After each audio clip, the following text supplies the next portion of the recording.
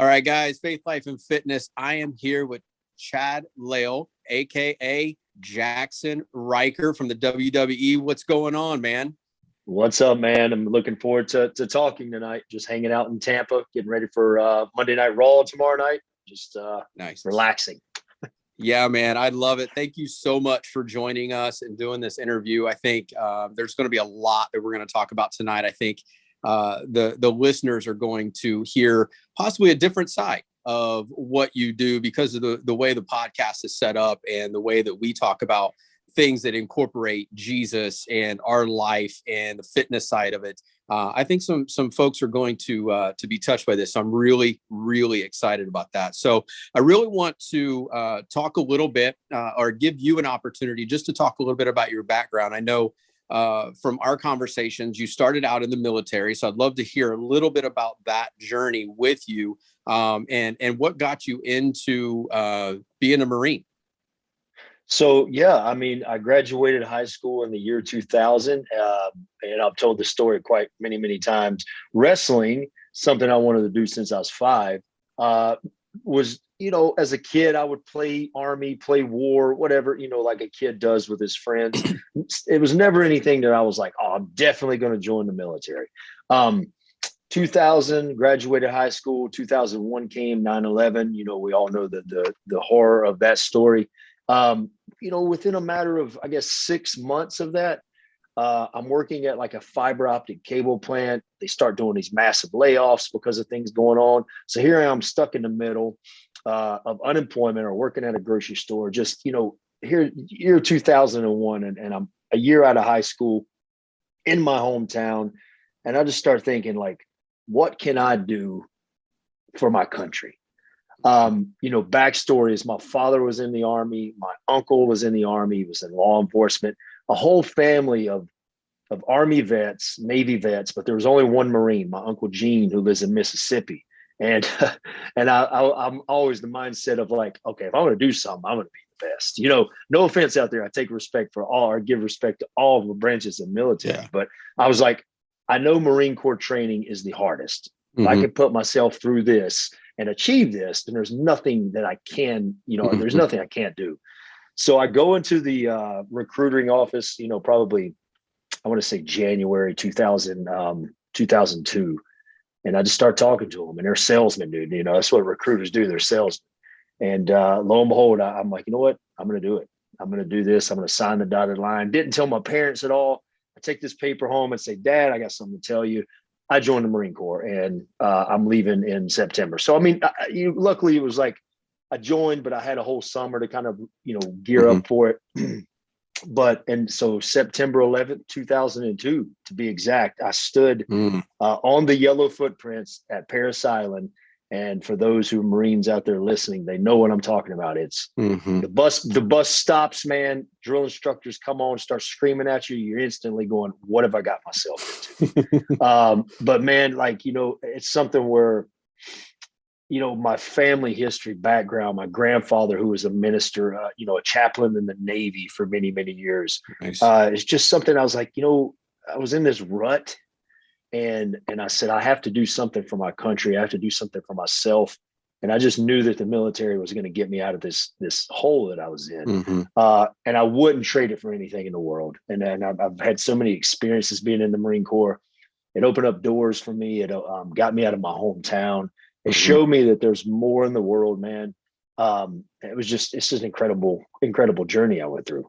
That's awesome, man. And first of all, let me just say thank you for your service and all of that. I know none of that is easy. I haven't been in it. I've had uncles who were in the Vietnam War. I've had friends. My dad he never got in because of some health issues, but also he had a lot of brothers that had already been enlisted. And back then there was a whole situation with all that, but he is highly involved in the Vietnam veterans movement in our hometown. So, I've been around it all my life and just understand, the military mindset from those folks, but I've never been a part of it. So, first of all, thank you for your service. And so you went from there, and now you sit in your job now as a WWE superstar. So where's that transition happen in your life? Yeah, and so like I mentioned, I wanted to be a pro wrestler since I was 5. Me and my buddies, family, cousins, we'd backyard wrestle as kids and just, make up these, our cardboard belts and just carry this, just, man, it was just, I don't know, something that captivated me as a child. It's something that never left me. So I rewind a little bit, 2000, graduated high school, 2001, or the summer of 2000, I'm sorry, I started training at a local guy in Hickory, North Carolina, where I'm from. Just to be, an independent wrestler. So doing local shows or whatnot. Within the Marine Corps, I took time off for certain things. But then even while I was stationed at Camp Lejeune, North Carolina, which was my duty station, so Jacksonville, North Carolina, every weekend, man, I would travel. Me and a buddy of mine would travel back and forth to my hometown. So you're probably a 5-hour drive to my hometown. Friday nights after we leave base, we'd get in at 2 a.m, get up, train on Saturday morning, get in a car with my buddy and drive to a show wherever it was. We did this almost every weekend of the 4 years that I served in the Marine Corps, unless I was deployed or whatnot. So I chased that dream then. I was chasing this dream of independent wrestling, of being a pro wrestler, not getting paid any money. Like independent wrestling is just a grind. So I chased this dream. And then fast forward 06, I got out of the Marine Corps, worked some little jobs here and there, did the independent wrestling, and decided I was going to kind of, move myself to Atlanta, Georgia, and which is where a pretty well-known organization was, NWA Wildside, and started training and wrestling with those guys, which just kind of, helped elevate my career into a TV, into, a lot of internet shows that they had, a lot more traveling for the NWA promotion because they were all over the United States. So here it was, like, I realized I had to get out of my hometown once again, because Hickory, small town, you're not going to be able to wrestle in the Hickory Armory or Hickory Gym or high school every weekend and expect to make it. I mean, honestly, it's not how it works. You have to. It's just like acting. You can't stay in one area and go, okay, well, I'm gonna be a big, The Rock movie star one day. Dude. You gotta chase these dreams. Anything you want to do, you gotta chase these dreams. And my dad instilled in me, and my mom instilled in me as a kid, like, look, if you want to do something, you set your mind to it. If you want, you can do anything you set your mind to. Nothing can stop you but yourself. And that's really how I took things. Like, I was on this one-track mind to be a Marine. Well, in the Marine Corps in boot camp, I said, okay, I got 13 weeks where I want to be an honor graduate. Well, at the end of 13 weeks, I was an honor graduate. Nice. That means I got promoted. That means I got dress blues and all this stuff. Well, when wrestling took off, I said, okay, I'm going to be a WWE superstar one day. I have this, and I sacrificed so many things, a lot of family time, a lot of things, a lot of, just personal things, but I sacrificed it because it's what I wanted to do. And, thank the Lord, it's paid off. And I mean, it's just, the journey was long. The journey had its ups and downs, just like any successful journey story, but it's really paid off. And it could end tomorrow, and I could sit back in my office and go, hey, I had a blessed career. I can't really complain about much. So yeah, dude, wrestling just took off. I mean, I the Marine Corps, me and the buddy would just travel every weekend just to grind and wrestle. Sometimes in front of, I don't know, 500 people, dude. Sometimes we'd go to shows and there'd be 25 people. You know what I mean? We'd get paid $10 here. We'd get paid $100 here, or some nights wouldn't get paid at all. It was just like, oh, well, thanks for the experience. But so it's just the grind, dude. It's just what you wanted to do. Yeah. That's awesome. So it sounds like, with what you wanted to do, it's always been your dream. And so talk to me a little bit about where did the name come from? So I know in your industry, everybody's got what I would call a stage name. It's their character name, and they've changed over time, so things like that. Where did yours come from?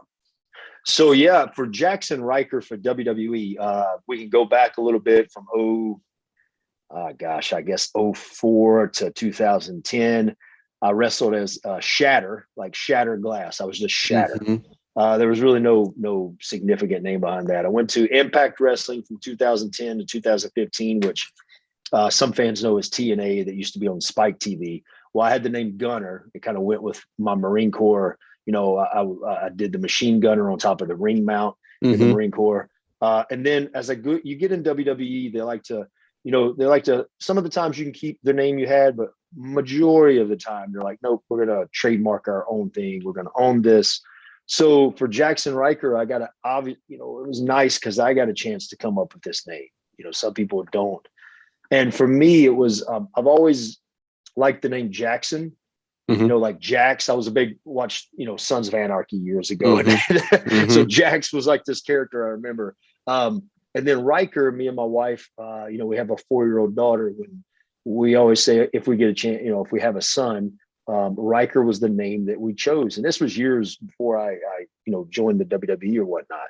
So I just put those two together. I was like, I'm gonna shoot this idea to him. So Jaxson Ryker, Jaxson. So I spelled it with an X just to be a little different. Right. And lo and behold, they liked it. So, I mean, it's good. Nice.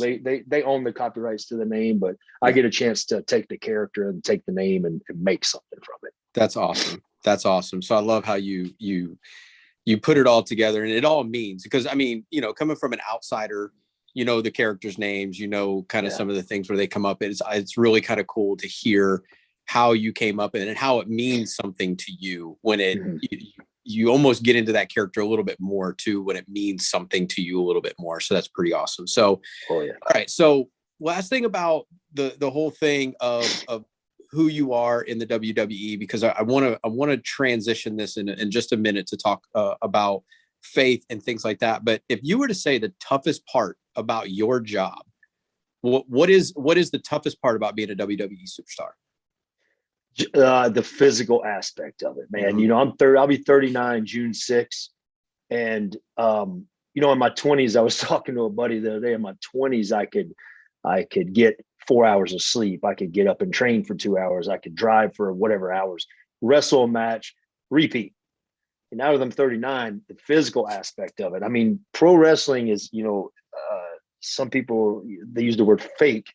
It is a physical form of entertainment, and we are athletes who there is no off season, during this whole, the COVID stuff. I mean, man, there was no off season. We kept grinding and grinding. And that for me is just taking care of my body. I love the physical aspect of it, but that is, traveling doesn't bother me much. It never really has. I've always enjoyed it. Right now, it's obviously not as crazy for us travel wise, but man, it's a physical job, because you beat your body up, and you got to get up the next morning and train, take care of your body. I mean, like I said, I'm 39. I do a lot more now to take care of myself than I did in my 20s. Yeah. Yeah.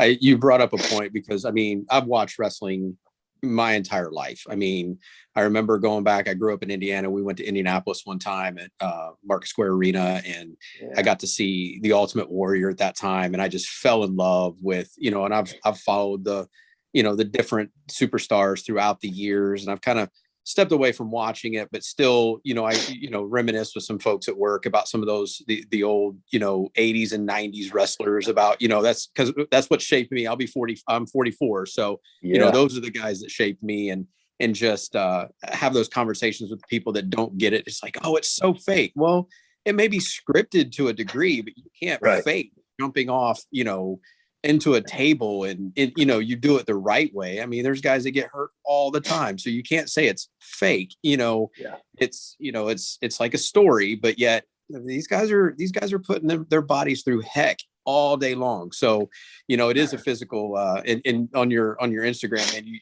got just kind of that thing where you're at the place that you're working out, and just the change that you've done in your body, which is remarkable, about how putting the right stuff in your body and taking care of it. And I know for me and for the listeners, I mean, I'm a CrossFitter. I think you and I have talked a little bit about that. And, for me, the fitness aspect of life at 44 has been because of family history. I woke up a few years ago and just realized, man, I need to do something with my body. And it's a lot harder at 44 than it should have been at 24. And I wish I would have thought to myself at 24, I should have gotten into this at least to stay healthy instead of eating ice cream all the time. So, it's, you got to work a lot harder at our age to be able to continue to maintain the physical where you want to be, and whatever that level is. So that's pretty cool to hear. So, all right. So I want to transition to something I know is really a big part of your life, a big part of your heart, and that's Jesus. You and I go to the same church. We met there, and you profess to know Jesus. You teach the youth. You speak to them. I've seen you going around teaching different things and just sharing your story. But man, I really want to hear the story about how you came to know Jesus. What was that turning point for you to say, did you grow up in it? Tell me a little bit about your testimony. Yeah, so I did, and I spoke to Pastor Nathan, at the refuge the other day. We had a little meeting, just an incredible conversation about. I grew up around it. Mom would go to church here and there. It was something that was never forced on me. Something that wasn't like, oh, if you don't do this, you're gonna, whatever. Wasn't forced to necessarily go to church. I remember vaguely as a kid. We lived in a trailer park, and it sounds like a fairy tale story already, right? Trailer park. But we did. We lived in a trailer park, and there would be a church bus that would come around during the summertime and pick kids up, take them to church, and they would do this like week-long kind of like Bible camp. And I always go because to me it was like, oh, well, cool, man. It's something fun for me to do in the summertime. I can play games, I can eat free food. But at the same time, little did I know they were instilling a seed in me. They were planting a seed in me. And not only that, but my mother, it's one of those things where I get emotional about it sometimes when I think about my mom, how as a child, there would never be a night go by and she would work 2 or 3 jobs, man, to provide for me and my brother and sister.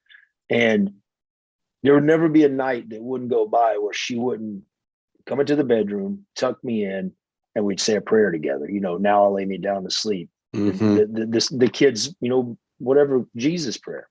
Yeah. And she was instilling that into me then, you know what I mean? So That's for awesome. me, at a young age, I can remember laying in my bed, 7 or 8 years old, looking up at the sky and finding one star as a kid. And, as a kid, I'm looking at that star thinking, oh, it's Jesus. Let me talk to Jesus. You know what I mean? And I would just talk whatever I would say at the time. I don't even know, but I remember being very young and praying. Fast forward a little bit, ended up reconnecting with my father when I was 10. And, now we're just a super strong relationship with all of us, but started going to a family church, Bethlehem Church of God, which is in Taylorsville, North Carolina. And we, family church, I mentioned, my grandfather helped build the church, literally build it in the 50s. He preached there until he died in the 70s. Grandmother, everybody went to this church, and, just a Holy Spirit filled congregation, revivals. It would go for hours. And, we started going there pretty heavily, I guess, when I was 14, 15. And, I'm getting a chance to hear the Bible preached, the truth, the gospel, who Jesus was, what he did for me, all this stuff, man, just amazing things. And having my grandmother sit beside me and constantly throughout the sermons or whatnot, just constantly, all she'd ever say is, thank you, Jesus. She'd just sit there and rock and say, thank you, Jesus. And she was planting the seed, man. And at 17, I think March 15th, year 2000, there was a Pastor John Banks, an older gentleman, probably in his 70s at the time. And they would do week-long revivals, like usually a Sunday through a Wednesday, so half a week or whatnot.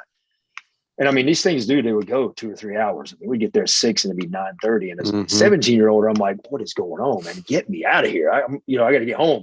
But that night was different. He was preaching. And at the end, he made the altar call. And yeah, I will never forget it.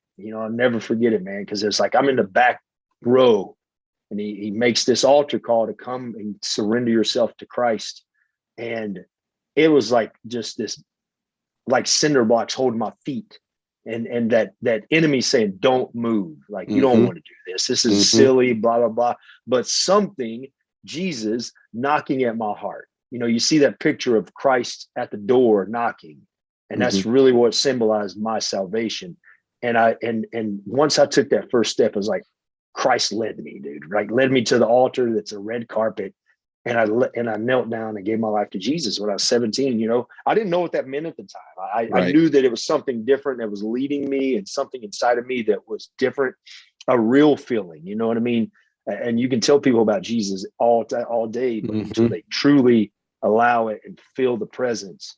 And, at 17, I knelt down on that red, tear-stained carpet and gave my life to Christ. I remember my dad being there with me. It was just incredible. And move forward a little bit. I guess October of last year, I got the chance to go back there and preach on that altar, which was just incredible, man. So yeah, I mean, that's that's my salvation story in a nutshell. I didn't come from an abusive family or a drunk father who beat me or anything. I come from a loving mother, a loving father, that luckily growing up, they instilled Jesus in me.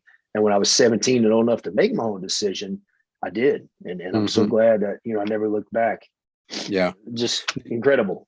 That's it. What's amazing to hear that story is it's eerie how similar our stories are, in an essence of how we came to know Jesus. I didn't grow up in the church. My family was not. My dad grew up Catholic and vowed never, nothing against the Catholic Church. He was just kind of burnt by the Catholic Church. And he was like, we're not raising him Catholic.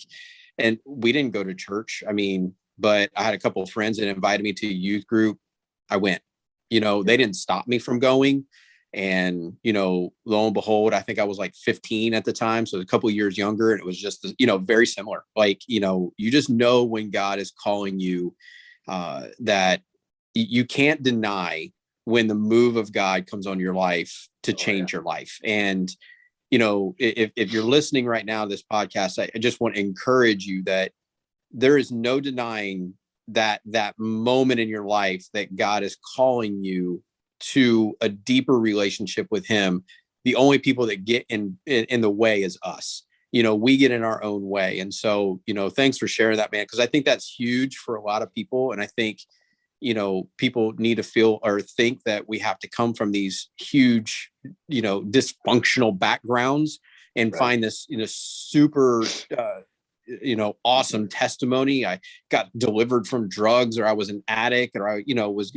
Now, listen, I am not disqualifying those testimonies at all, because those are huge God moments. But sometimes we get in our own way and say, well, I don't have a testimony like that, so my testimony doesn't mean anything. But those testimonies, like what you just shared, is just as strong and just as powerful to those that need to hear it. And I love how you brought it full circle. God took you from the place where he first met with you, or you first met with him, because he had always known who you were, where you first met him when you were 17, all the way back a year ago, to be able to speak at the same place. That is, it's almost surreal. I'm sure I can probably be in your shoes at that moment. It was probably a surreal moment, and all those memories and things flooded right back into your body. And you're like, oh man, just thank you, God, for this moment, and just so grateful for that. So that is huge. That's huge. So you've been saved since you were 17, and obviously probably, like many of us, have had ups and downs throughout your life in regards to, what your walk with God is like. And I guarantee if anybody said, hey, listen, I got saved when I was 6 years old and I never looked back, they're probably lying to us, just because there's always going to be something that happens in our life that at least pushes us backwards a little bit. And we have to recenter ourselves. But, for you, in being in the military, right, and now being a WWE superstar, your life was demanding and still is demanding. You have a lot of different things pulling at you from all different directions. I think of the military, it's very structured. It's very it's, depending on who you're with and who you surround yourself with, who's the guys you have, can lead you one way or the other. Same thing for the industry that you're in today. So the biggest question that I have for you is, how do you keep your faith? How do you keep your walk fresh and active? And how did you do that in the military? And how do you do that today? What's the key of success for your walk? Well, I will say that in the military, I talked to Pastor Nathan once again, and I was like, there's two things you can do in the Marine Corps. You can find a gym, because there's plenty of them on base. You can work out, or you can be a drunk. So I was like, I always was just fascinated with training, man. And I consumed my time with that. And yeah, I did go through a phase in my life where, that Proverbs 27:17, iron sharpens iron. I wasn't around that. I was around the wrong crowds who I decided to live a different lifestyle, partying and all this other stuff. But there came a time where I said, okay, I have to put myself around people that are good for me, that are good for my walk. And I just started I know my boundaries, you know what I mean? I know that I can't go to a certain place because it opens up doors, you know what I mean? I know my boundaries. Luckily, I'm strong enough in my faith now to where I can go to whatever, a sports bar to get food or something like that. And I'm not going to go, man, I really got to have a beer. Like I just don't do that. You know what I mean? So it's really for me now is just, I am, and my wife laughs at me because even at home, I'm just a homebody, dude. So, WrestleMania week this past year, I literally spent probably more time in my hotel room than I did anything because I choose to read. And I'm not being obviously boasting about anything, but I choose to read my Bible. I choose to read books. I write, and I just consume my time with things that I know are good for my spirit now, man. I protect my spirit. I don't, care what people think about it. You know what I mean? And it's just, I don't put myself in situations. I talked to Dr. Michael Brown, who is my mentor. And, we talk about things that some can, others can't. He did a sermon about it one time. And, there's some things that people can do that doesn't tempt them or doesn't, cause them to hinder their faith or whatnot. But, I just know the things that I can or can't do. You know what I mean? So I choose to just consume my time. I got a 4-year-old. I'm a dad. I'm 30, be 39. I got a kid at home. I'm not going to go out and, party and do stupid stuff, man. I just, for me, dude, it's just really choosing what I know is best for my spirit now. Yeah. And I'm smart enough to, and in my faith walk, it's taken many years to grow and to realize that. But I look back now and it's like, wow, I wish I would have done that, 15 years ago. So yeah, man, just keeping myself grounded now. That's awesome. That's awesome. I think, because in our lives, no matter what industry you're in, no matter where you are, there's going to be a lot of competing things that come at you, right? I mean, I can think of, professional athletes when it comes to football, baseball, things like that. I'm a Miami Dolphin fan, and that's a whole different story of why I'm a Dolphin fan. But it's been a sad 20 plus 30 years for me. But hopefully we're going to do something this year. But the thing is that when athletes are drafted there, the very first thing that goes through your mind is like, man, that's South Beach. Like how are they going to keep their stuff clean? It's South Beach. There's so much in South Beach to be able to be drawn away from, and I think. You make it a point is being grounded, and it's not about not being around, just kind of completely removing yourself from society.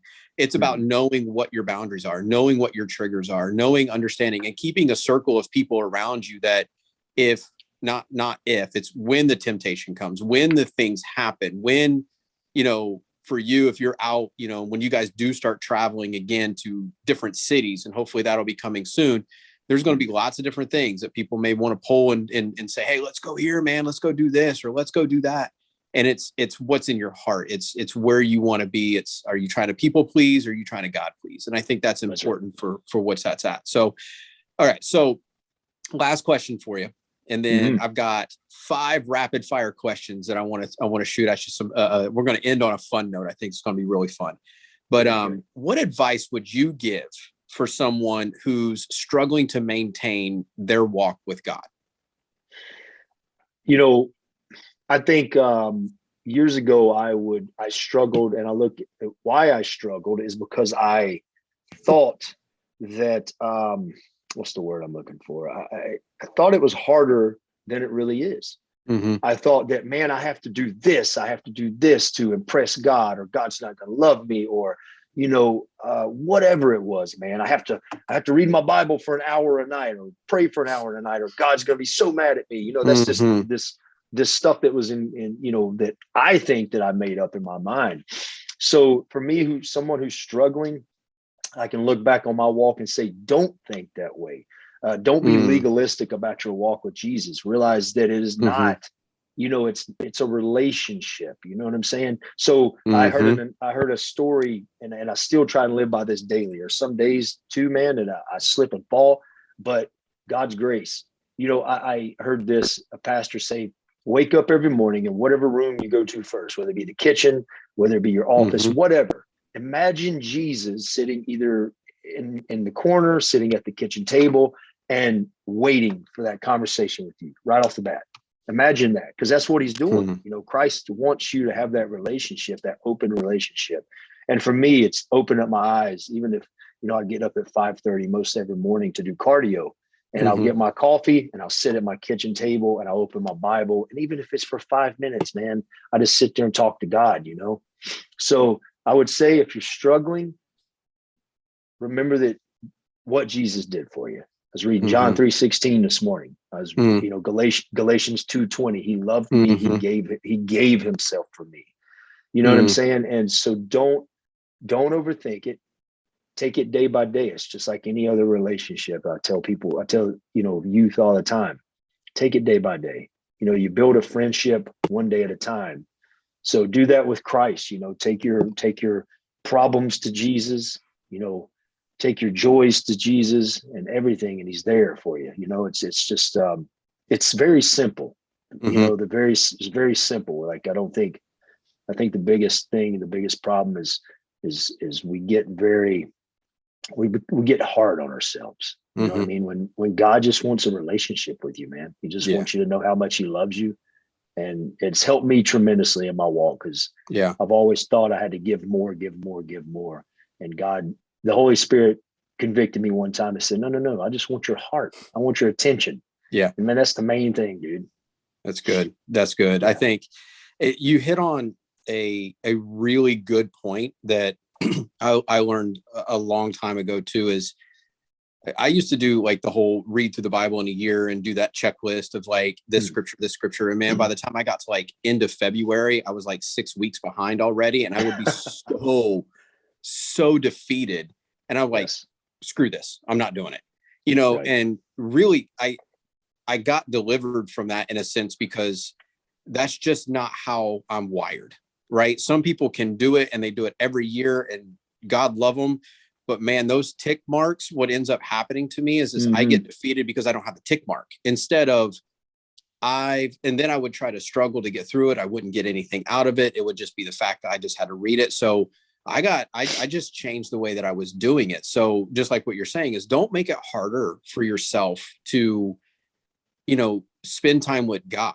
I always used to tell people, God is like a relationship with your significant other. If you want to get to know them, it's as simple as sitting down and chatting with them.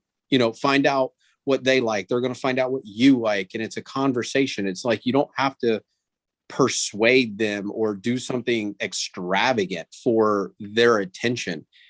God just wants your time, and he wants your heart, and he just wants you to just be available to spend some time with him. So, I mean, great nuggets there, man. I really, really appreciate that. That is fantastic. So it's, and real quick, I'm sorry to interrupt. It's just, don't make it, you just mentioned, and it's funny you said that, because I was that way when I would do the Bible reading plan. It became a checklist to me, man. And it took away from like just diving into one book of the Bible, or dude, sometimes even one verse, and really studying it. And you know what I'm saying? So like, don't make it a checklist. Like I look at, dude, I always use this as an example. Look at the disciples, the men who walked with Jesus. And if you like, we always go, man, like the things I've done in life, there's no way God can forgive me. Dude, if you really dive into Paul, if you know Pete, or if you knew who Paul was before, if you dive into Peter and all these disciples, they were some messed up men and women that followed Christ, man. And so listen, if they can be used, the Bible's full of mentors that have done murder and adultery and everything. So go to the Bible and you'll realize, okay, Jesus, you can use me. Yeah. And that's huge. It's not about, and what I love about it is God has covered our past. He's if we say yes to Jesus, if we confess him and ask for forgiveness, he's covered our past, because his blood has done that. His sacrifice has done that. And no matter what you've come from, no matter where you have been, God can always take you to a place where you never thought that you would be. Yes. For you, man, I guarantee you a couple of weeks ago, showing up at WrestleMania was a lifelong dream for you. Mm-hmm. You never would thought that, back in 2000 and 2001, though you had a dream, though you wanted to go to it, sometimes, I've had dreams in my life that probably will never come to fruition, but they still dreams in my heart. Is that God's purpose in my life? You being able to live out that dream a couple of weeks ago, you just never know what God has in store for you. And, what he's doing through you in the midst of that WWE locker room. I believe that God is using you as a person and as a tool for his kingdom to be who you are, no matter what. Don't waver. If you're not going out with the crew and doing the things that, some of those love to do, some of them probably are going to look at you differently and be like, oh, he's just, he's a stuck up. He doesn't want to do this. But you're also talking to some of the others by nonverbal things. And I think that's important for everybody listening to know is you don't have to do the things in order to win the people. Sometimes the things that you don't do speak louder to the people that are around you. And you're not doing it and you're not casting any type of judgment on those that do. But what you're doing is you're just saying that the God that's inside of me is driving me to be who I want to be. So I think that's huge. And I think there's a lot to be said there. That's a whole sermon in itself that probably could be preached.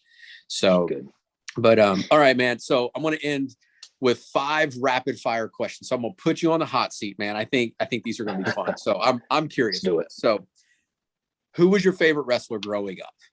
Oh boy. Hulk Hogan's the one that I was blown away by when I was 5 years old. Just captivated by him, dude. Yes, definitely Hulk Hogan. And real quick, another rapid fire. I got a chance to work with Hogan in 2010, 2012 in the ring with him. And then I saw him at WrestleMania 3 weeks ago. And I went up, shook his hand, and he instantly remembered me. So I instantly as a child, I'm like, dude, this is so cool. And Hogan was just like, hey, it's good to see you, brother. And he says brother to everybody. But Hogan just was the man.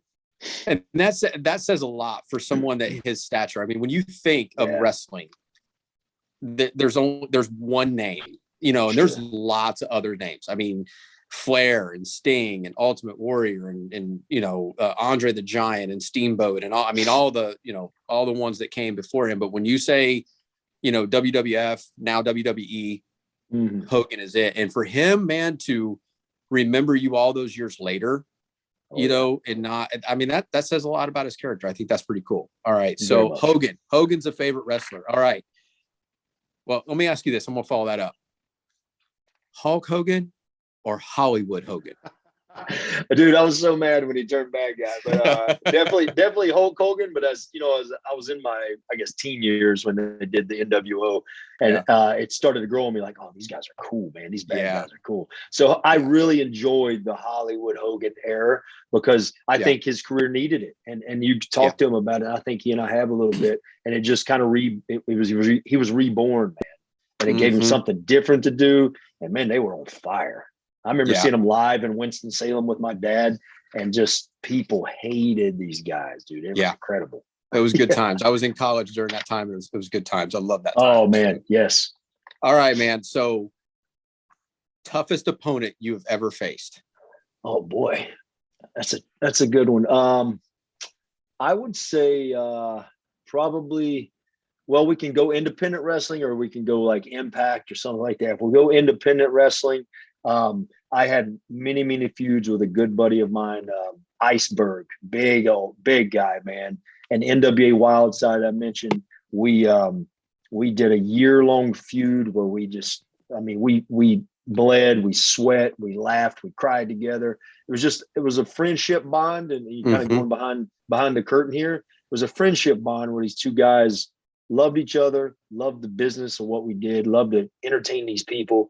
And I mean, we would go out there, dude, and I literally almost bled to death one night. I got like a lacerated artery in my forehead. Wow. So I'm yeah, it's like whatever. My mom jumps and they the say it's guardrail. fake, right? And they say it's fake. Dude. It was luckily it was the last probably minute of the match because it was pretty bad. Anyway, he was probably the toughest when it came to non-WWE or whatnot. And then I had a really good feud with James Storm in Impact Wrestling where we roughly a 6 or 7 month feud, cage matches and all kinds of stuff. So tough guy, man. We gave it to the fans. We gave our bodies for the entertainment. That's awesome. Yeah, I've so many more, but those are two that really come to mind. Awesome. All right. Going back to a favorite, who would you say is the best tag team of all time? Oh boy, dude. I am going to say probably I'm a Brainbusters fan. So Tully Blanchard and Arn Anderson. Oh, you going way back in the day. So you want to go way back. Yeah, we can go way back or we can, so for me growing up, those guys I loved. You also moving forward a little bit to like 2000 era, Edge and Christian, big Edge and Christian fans. And if you want to go into like the mid 90s, early or late 90s, I always enjoyed Harlem Heat. Okay. Two big guys, man. I mean, Booker T is a big man. I've met Stevie Ray once. Yeah. But just as a kid, I remember like, man, these guys are huge, but so athletic. And I mean, there's a lot of tag teams. Those are three that I can definitely spit off. Okay. I was a Hardy Boys fan growing up. Horsemen. Yeah. Man, you brought the Four Horsemen in there. Okay. Like I literally, I mean, you took me by surprise with those answers. Those are some epic answers. I was not expecting that. I was thinking, the Road Warriors with Hawk and Animal, Demolition was a good one. Of course. Yeah, the Hart big Foundation. Gimmicks. Yeah. So I'm a big Bret Hart fan and so that's a tough one, but I'm just always been a Arn Anderson fanatic. I've loved Arn. I love Tully. Of course, the Hart Foundation. You had the British Bulldogs. I mean, who you go back and watch their stuff now, and it's like timeless. Yeah. So I mean, Davey Boy and Dynamite. I mean, just dude. I mean, so I could sit here and rattle off a bunch. Yeah. I'm a wrestling fanatic and fan, man. Yeah. So, but I mean, I can probably talk. I can talk, and I know this is supposed to be rapid fire, but hey, we can talk about this. But I can talk about the 90s, mid 2000s. I stopped watching. There was a time in the WWE with the Divas stuff that got a little too much for me, and then they kind of reeled it back in. So that section of, I don't know, what is it, 5-6 years,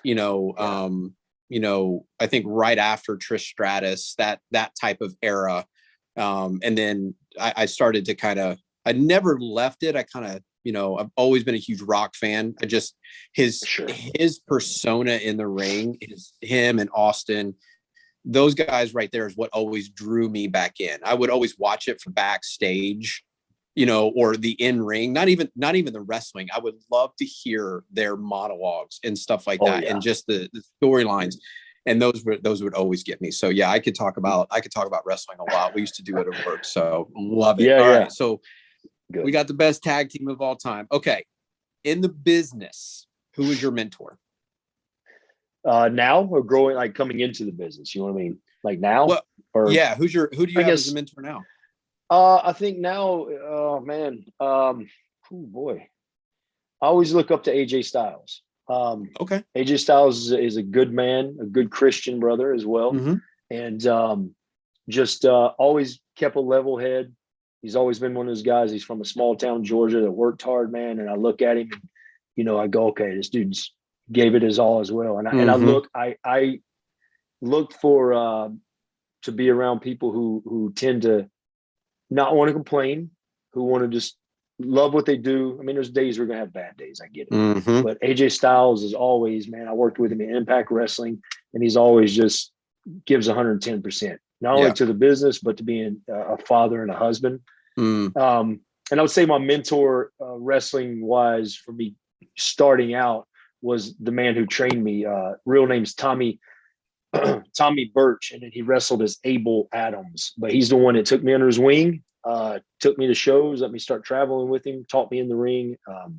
We're still very close today, man. Yeah, that's pretty awesome. So yeah, one of the greatest matches I've seen had to been AJ Styles Taker last WrestleMania. Just blew it out of the park. So yeah, man, love that. Neat. So yeah. All right. So last question for you. Dream match. You can tell me your dream opponent, where, and the type of match you would like to have. Now, I'm gonna do a little asterisk, and I want to say this because if anybody catches wind of this, anybody out there, see, this is not you calling anybody out in ring or anything like that. This is just if Chad would say, "Hey, I would love," and it could be history. You can go back into history. Okay, they're retired. They're no longer with us. Whatever. What would be Chad's dream match with who, where, and what kind of match would you put it in? All right, I'll give you two. I'll give you one with someone who is no longer with us, Macho Man Randy Savage, one of my all-time favorites growing up. Yeah. Just still can watch his stuff, and he was just incredible. I'd love to have worked with Macho, and where definitely WrestleMania with Macho Man, and the kind of match I think just a regular match with Macho Man, because I've seen him do the no holds barred stuff with DDP many times, and just man, to watch Macho work with Steamboat at WrestleMania 3, to watch him work with Ultimate Warrior, I believe it was WrestleMania 4 or 5. Just at the time he was way ahead of his time, mind, body, in the ring, everything. So Macho Man for sure, WrestleMania regular match. Moving forward to now, I can say probably Drew McIntyre. If you look at a new guy, not new, he's been around, but one of our current roster guys. Yeah. I always said Triple H, but he's kind of, Triple H is really, he's not doing many more matches. But Drew McIntyre, man, just the epitome of hard work. You look at where he's come from, how hard he works to own his craft, to take care of his physique, to entertain the people. I see the things that he does behind closed doors, how he acts, how he treats people. And so I would say, oh man, let's go Hell in a Cell match with Drew McIntyre. Oh, nice. Hell in a Cell match. So you're looking at the Hell in a Cell pay-per-view, because I've always wanted to be in one of those. I've been in a cage match many times, but the Hell in a Cell is completely different. Yeah. So definitely Drew. That's pretty amazing. I would pay money for that one. Drew's and I've seen you in person. I've never seen Drew in person. Drew's a big dude.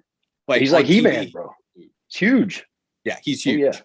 And he's I got to hear some of his story on some of the untold stuff. So, just how it's been back and forth, and finally got his shot and to do his thing, which is awesome. And I love hearing those stories of how, what that looks like. So, but man, that's pretty awesome. I love that. That's a little taste of, for the fans out there, if anybody's out there that's WWE fans and all of that. So, man, I really want to thank you for coming on the show and just sharing a little bit about your life and about your journey with Jesus. And man, it's been an incredible time. So people can watch you. You are on the Raw roster. So you're actually right now in Tampa as we record this. It's on a Sunday night. You're actually going to be, going out there in Raw tomorrow doing your stuff. And, just as you follow along with the storylines, follow along with what's going on. If you guys are watching this or listening to this, check it out. Raw. I believe it's still on USA. Is that correct? They're still on the USA Network. All right. Yes, sir. So you guys can watch Chad, aka Jaxson Ryker, do his thing in the ring, not only for the WWE, but for the glory of God. So Chad, thanks so much for joining us, man. I really appreciate it. Be safe out there and good luck tomorrow. Yeah, man. I appreciate your time. It's been a pleasure, man. Thank you. All right, man. All right. Take care. Yeah, brother.